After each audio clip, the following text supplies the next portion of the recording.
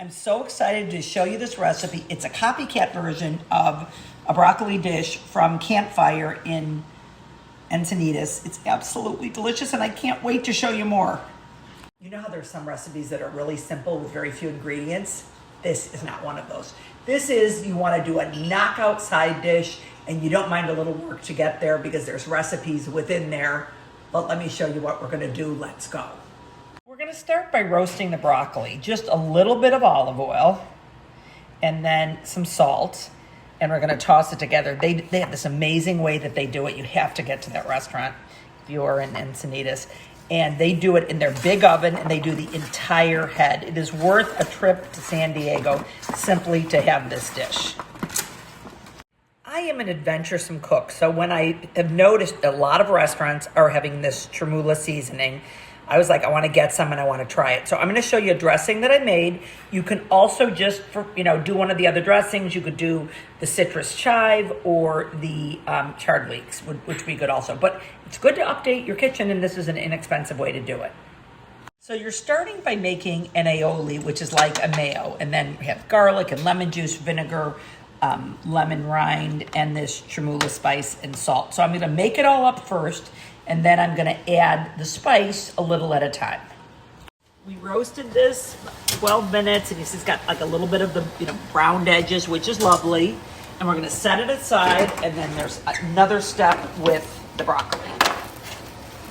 Now I'm gonna take these peanuts, a bit of maple. I like to do Aleppo pepper, but you can just do red pepper flakes and some salt.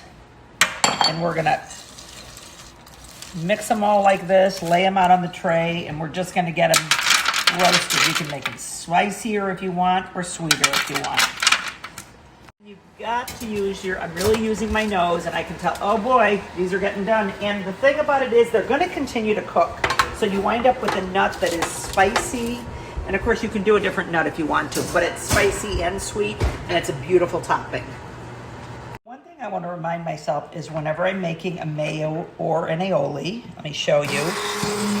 Start with the egg on the bottom, and then you just slowly add. It is so important that you slowly add, because if you go too fast, you're going to wind up with something that isn't going to work. And when I say not work, what I mean is it's not going to come together.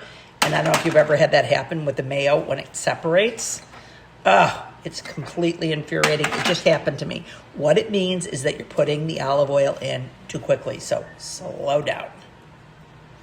And what happens is once that's all together, then what you're going to do is just add as much or as little of this spice. I like a couple of tablespoons. You might like something different. And this dressing by itself isn't delicious like you have by the spoonful, but with the dish as a whole is quite delicious.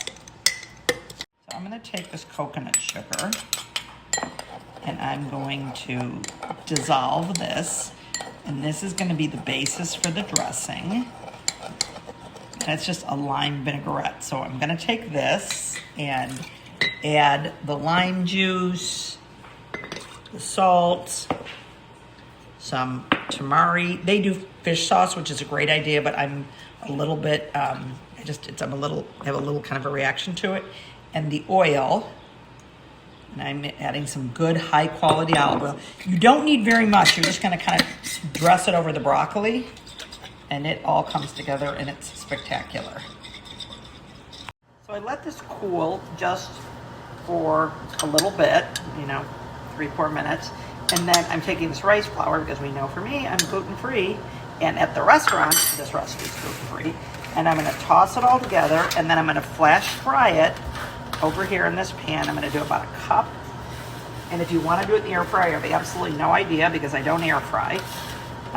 But I'm going to do it and just flash fry it, not deep fry it. And then we're going to be ready to assemble and put everything together.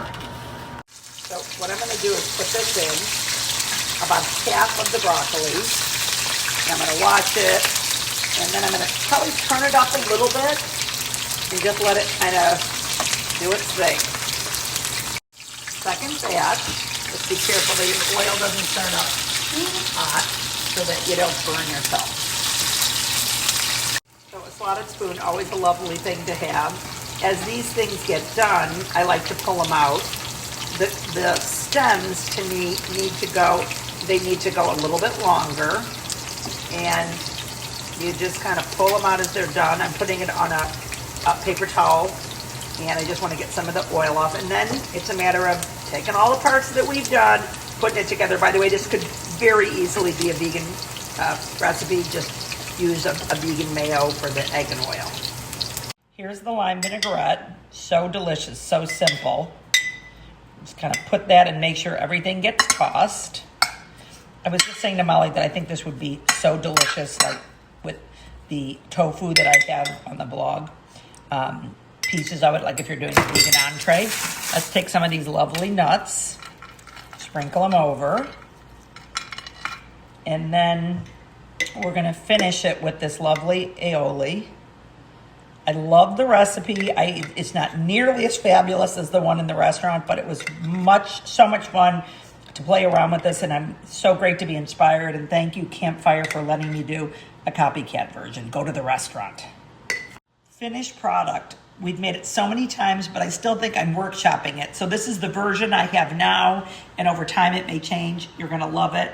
It's a bit of work, and if you like a challenge, this is the one for you.